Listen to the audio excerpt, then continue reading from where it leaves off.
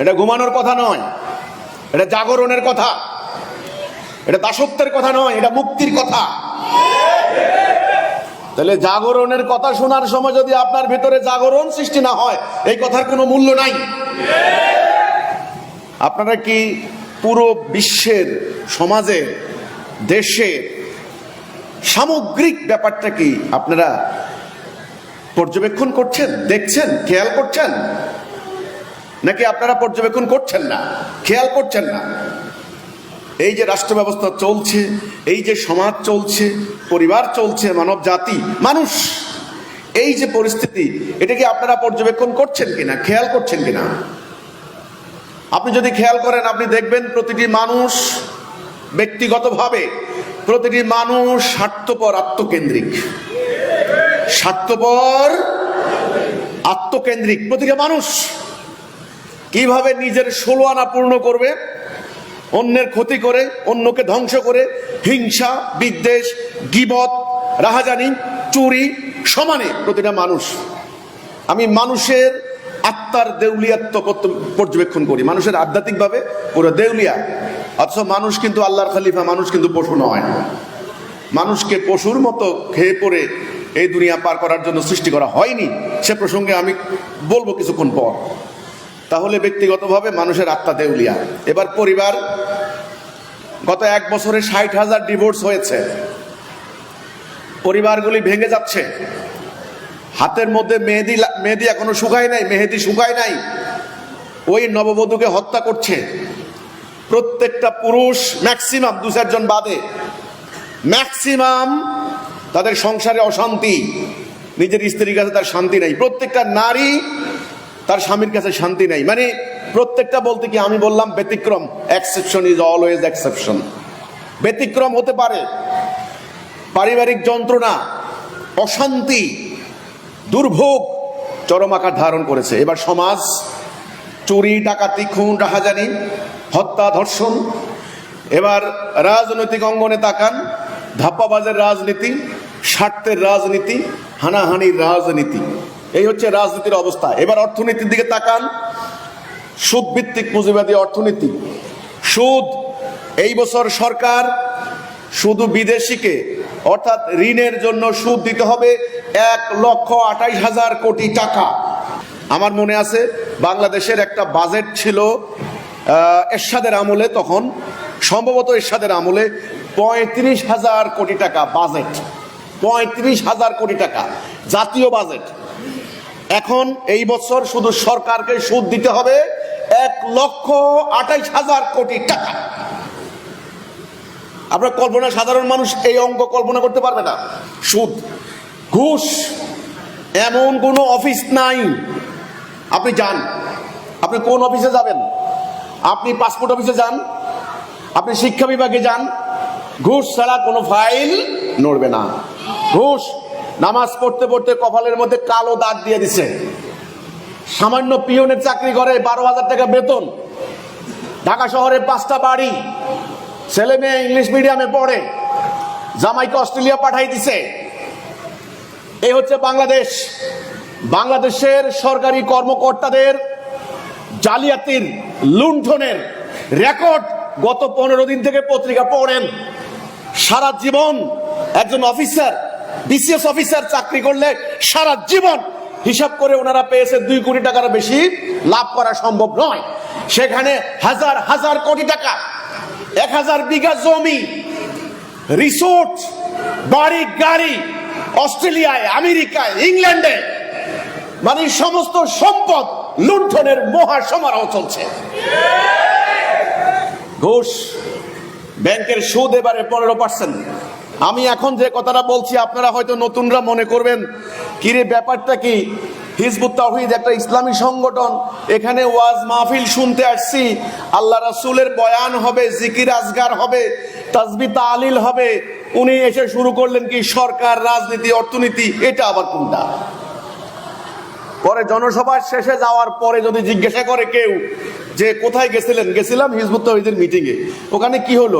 গেছিলাম কই, আল্লাহ রাসূলের তো কোনো কথাবার্তা হইলো না। হয়তো যদি আমি শুরুতেই বলতাম সবাই মিলে চক্ষু বন্ধ কইরা বলেন লা ইলাহা ইল্লাল্লাহ ইল্লাহ। তখন পর্যন্ত আরে এটা ঠিক মতে হুজুর আইছে, আজকে ঠিক মতে আইছে। আপনাদের কাছে কোন ইসলাম খাওয়াইছে সারা জীবন ধরে, এখন বুঝবেন, একটু বলার সুযোগ দেন আমাকে। বাঁচতে পারবেন না, মরণ সামনে সবাই। এই গির্জা, মন্দির, প্যাগোডা, মসজিদ, মাদ্রাসা, পুরোহিত, আলেম, পীর সাহেব, কারো গায়ে কুত্তা থাকবে না। আসেন এবার অপরাধ। আইন প্রণেতা সংসদ সদস্যকে নিয়ে ইন্ডিয়ায় নিয়ে টুকরা টুকরা করে কিমা করেছে। আমি জানি একটা জেলার মধ্যে সবচাইতে সম্মানিত মানুষ, তার সংসদীয় এলাকার মধ্যে ক্ষমতাধর ব্যক্তি, একজন সংসদ সদস্যকে যদি এইভাবে ক্রিমিনালরা ধরে নিয়ে টুকরা টুকরা করে চামড়া ছুলে, সাধারণ মানুষের নিরাপত্তা কোথায়? তোমাদের নিরাপত্তা নেই নাকি তোমরা সেটাও জানো না কি হচ্ছে কোথায়? আমাদের অনেক বোনেরা আসছেন মাত্র জীবনে, আমি জানি অনেক বোন জীবনে বিয়ে দিছে, তো 50 বছর স্বামীর সংসার গেছে, ছেলে মেয়ে হয়েছে, বাজারে কোনোদিন যায় নাই। কিসের পত্রিকা, কিসের খবর? আমি জিজ্ঞাসা করছি অনেক বোনেরে, আপনার ব্রিটিশ আমল জানেন? জানি না বাবা, কি এর ব্রিটিশ আমল? আমি বাংলাদেশের প্রধানমন্ত্রীর নাম কি জানি বাবা, বাংলাদেশের প্রধানমন্ত্রী। এরকম মানুষ আছে আমার আলোচনার মধ্যে। তাহলে এদের সামনে, ওনাদের সামনে কি বলবো? এখন আমি যে বলছি সংসদ সদস্যের চামড়া তুলে কিমা করছে, এটা আবার কি করতে আছে? এটা আবার কোন কথা? কথাটা বুঝাতে পারতেছে কিনা? তো ওনাদের সামনে কোরআনের কি বয়ান দিব, কি ইতিহাস বলবো, কি জাতির মুক্তির কথা বলবো, কি বিপ্লবের কথা বলবো, কি সংগ্রামের কথা বলবো? কিছুই তো জানে না। শিখাইছে সুবহানাল্লাহ সুবহানাল্লাহ সুবহানাল্লাহ, শিখাইছে। ভয়াবহ আকার ধারণ করেছে। সেদিন দেখলাম কুষ্টিয়ার ঘটনা, 2 বছরের কন্যা শিশু, 2 বছরের একটা বাচ্চা মেয়ে, কি জানে? 2 বছরের কন্যা শিশুকে ধর্ষণ করা হয়েছে। 65 বছরের বুড়ি 65 বছর, তাকে দল বেঁধে দর্শন করেছে, গণধর্ষণ, গ্যাং রেপ। কোথায় তুমি নিরাপদ? তোমার অফিসে চলে ঘুষ, পুরো ব্যাংকের টাকা লুট, 20টা ব্যাংক শেষ, লক্ষ লক্ষ কোটি টাকা। স্বাধীনতার পর থেকে এ পর্যন্ত লক্ষ লক্ষ লক্ষ কোটি টাকা বিদেশে পাচার করে দিয়েছে। সুইস ব্যাংকে জমা করেছে। সুইজারল্যান্ড কোথায় জানেন? সুইজারল্যান্ড, ওখানে নিয়ে জমা করেছে। মালয়েশিয়া, ইন্দোনেশিয়া সেকেন্ড হোম বাড়ি, মানে এটার নাম সেকেন্ড হোম বাড়ি বানিয়েছে। তাহলে চলছে কি? লুণ্ঠন, চুরি, ডাকাতি, খুন, রাহাজানি, ব্যভিচার, হত্যা, ধর্ষণ, পুরো ভয়াবহ আকার ধারণ করেছে। এবার সিন্ডিকেট, ব্যবসায়িক সিন্ডিকেটের হাতে পুরো সমাজ, রাষ্ট্র, রাজনীতি, অর্থনীতি পুরো বন্দী। ওরা সিন্ডিকেট, ওদের নাম দিয়েছে গণতন্ত্র। আজকে থেকে মনে রাখবেন, গণতন্ত্র মানে হলো একটা ধাপ্পাবাজের তন্ত্র এবং একটা সিন্ডিকেটের হাতে রাষ্ট্রবন্দী।